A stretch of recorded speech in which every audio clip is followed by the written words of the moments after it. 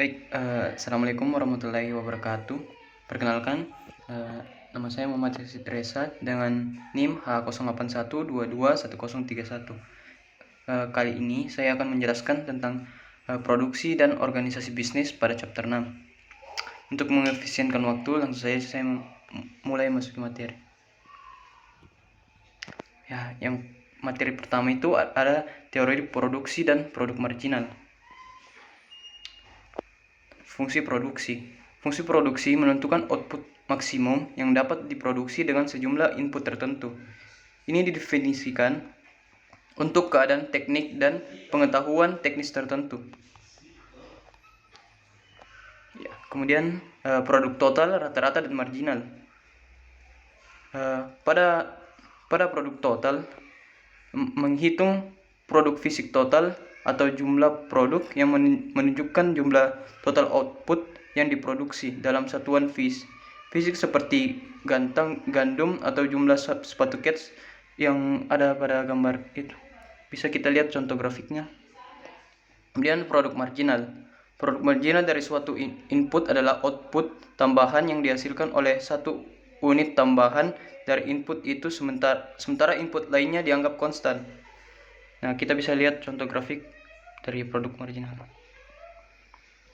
Baik, kemudian yang selanjutnya itu produk rata-rata. Produk rata-rata yang sama dengan total output dibagi dengan total input unit input.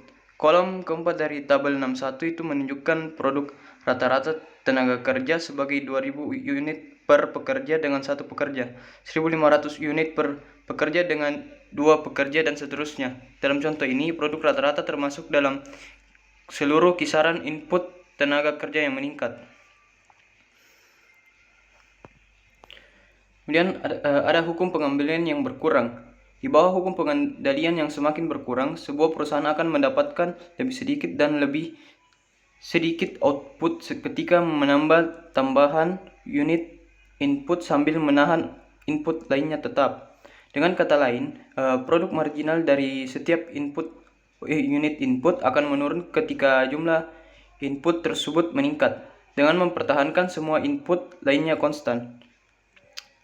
Ya, berikut adalah contoh mengurangi grafik mengurangi pengembalian dalam produksi jagung. Kemudian ada kembali ke skala. Terdapat 3 kasus penting yang harus dibedakan. Yang pertama itu pengembalian konstan ke skala, yaitu menunjukkan kasus di mana perubahan dalam semua input menyebabkan perubahan proporsional dalam output. Yang kedua itu meningkatkan kembali ke skala, atau disebut juga skala ekonomi.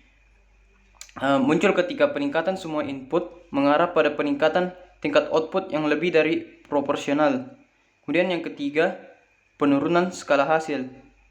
Terjadi ketika peningkatan yang seimbang dari semua input menyebabkan peningkatan output total yang kurang proporsional. Kita lihat pada slide contoh tabelnya.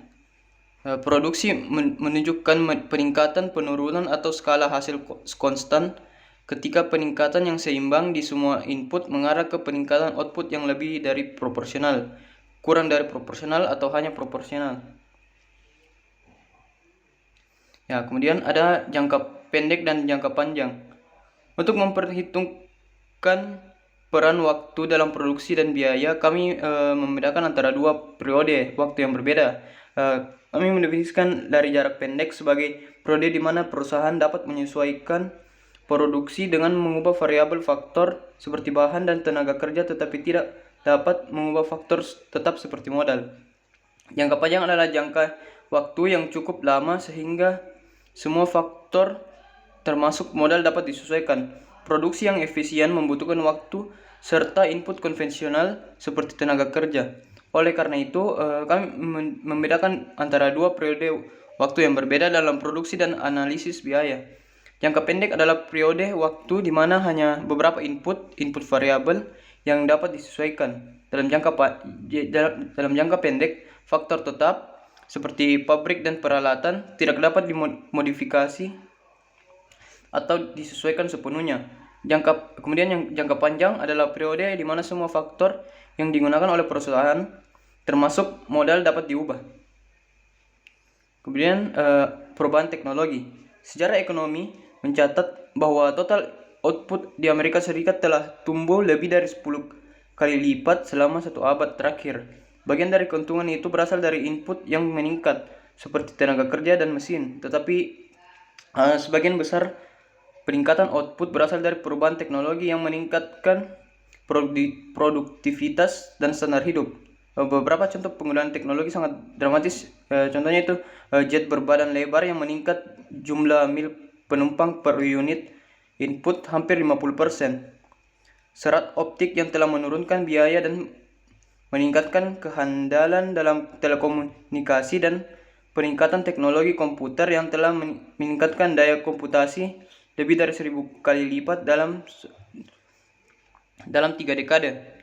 Bentuk lain dari perubahan teknologi lebih halus, seperti halnya ketika perusahaan menyesuaikan proses produksinya untuk mengurangi pemborosan dan peningkatan output. Itu kita bisa lihat contoh grafiknya. Kemudian produktivitas dan produksi agregat fungsi. Produktivitas, salah satu ukuran kinerja ekonomi yang paling penting adalah produktivitas. Produktivitas adalah konsep yang mengukur rasio total output dengan rata-rata tertimbang dari input. Dua varian penting adalah produktivitas tenaga kerja yang menghitung jumlah output per unit tenaga kerja, dan produksi faktor total yang mengukur output per unit dari total input. Biasanya modal biasanya modal dan tenaga kerja. Kemudian pertumbuhan produktivitas dari skala dan ruang lingkup ekonomi. Produktivitas tumbuh karena kemajuan teknologi seperti inovasi proses dan produk. Selain itu, produktivitas tumbuh karena skala dan ruang lingkup ekonomi. Jenis efisiensi yang berbeda muncul ketika ada ruang lingkup ekonomi yang terjadi ketika sejumlah produk yang berbeda dapat diproduksi secara bersama-sama secara lebih efisien daripada terpisah. Contoh yang menonjol terlihat untuk perangkat lunak komputer. Program perangkat lunak sering menyertakan fitur tambahan saat berevolusi. Kemudian estimasi empiris fungsi produksi agregat. Prinsip-prinsip teori produksi, kita dapat menerapkan teori-teori ini untuk mengukur seberapa baik kinerja ekonomi AS secara keseluruhan dalam beberapa tahun terakhir. Untuk melakukan ini, kita perlu melihat fungsi produksi agregat yang menghubungkan output total dengan kuantitas input, seperti tenaga kerja, modal, dan tanah. Kemudian ke materi yang kedua, yaitu organisasi usaha. Ada sifat perusahaan. Perusahaan bisnis adalah organisasi khusus yang dikhususkan untuk mengelola proses produksi. Produksi diatur dalam perusahaan karena efisiensi umumnya membutuhkan produksi skala besar, peningkatan sumber daya keuangan yang signifikan, dan manajemen serta koordinasi yang cermat dari aktivitas yang sedang berlangsung. Kemudian besar, kecil, dan infinitesimal bisnis. Produksi dalam ekonomi pasar berlangsung dalam berbagai macam organisasi bisnis, mulai dari kepemilikan perseorangan terkecil hingga korporasi raksasa yang mendominasi kehidupan ekonomi dalam ekonomi kapitalis. Yang pertama itu kepemilikan perorangan. Bisnis ini besar jumlahnya tetapi kecil dalam total penjualan. Untuk sebagian besar bisnis kecil, upaya pribadi yang luar biasa diperlukan. Kemudian yang kedua, kemitraan. Seringkali bisnis memerlukan kombinasi bakat. 2 orang atau lebih setuju untuk memberikan sebagian kecil dari kerja dan modal dan berbagi persentase dari keuntungan dan kerugian. Kemudian korporasi, bentuk organisasi bisnis yang disewa di salah satu dari 50 negara bagian atau di luar negara dan dimiliki oleh sejumlah pemegang saham individu. Korporasi memiliki identitas hukum yang terpisah. Kemudian kepemilikan, kontrol, dan kompensasi eksekutif. Beroperasinya perusahaan besar menimbulkan isu-isu penting dari kebijakan publik, Mereka mengendalikan sebagian besar ekonomi pasar, namun mereka tidak dikendalikan oleh publik. Memang para sarjana telah menyadari bahwa mereka tidak benar-benar dikendalikan oleh pemiliknya.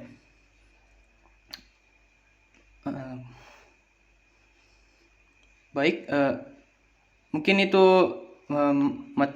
sekian dari chapter 6. Sekian, assalamualaikum warahmatullahi wabarakatuh.